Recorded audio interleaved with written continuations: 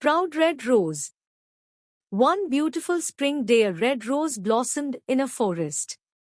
As the rose looked around, a pine tree nearby said, "What a beautiful flower! I wish I was that lovely."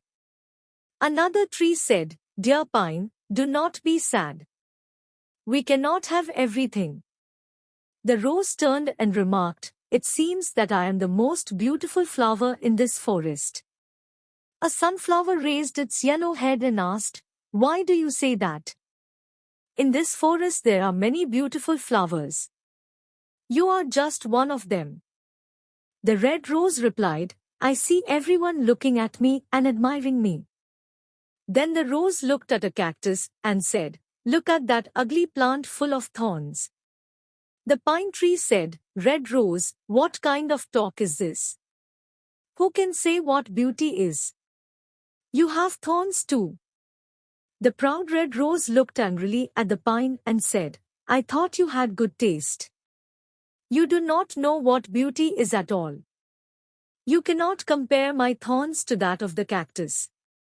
"What a proud flower," thought the trees. The rose tried to move its roots away from the cactus, but it could not move.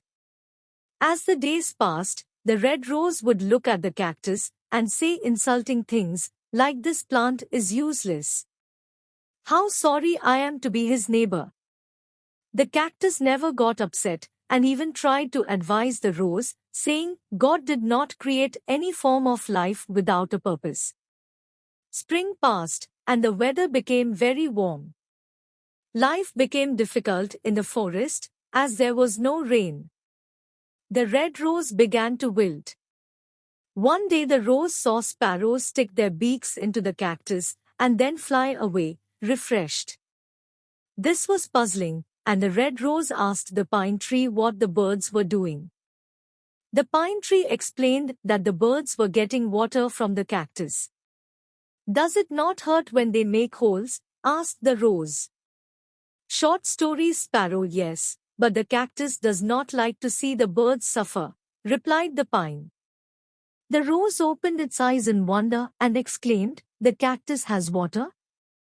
Yes, you can also drink from it. The sparrow can bring water to you if you ask the cactus for help." The red rose felt too ashamed to ask for water from the cactus, but finally it did ask for help. The cactus kindly agreed.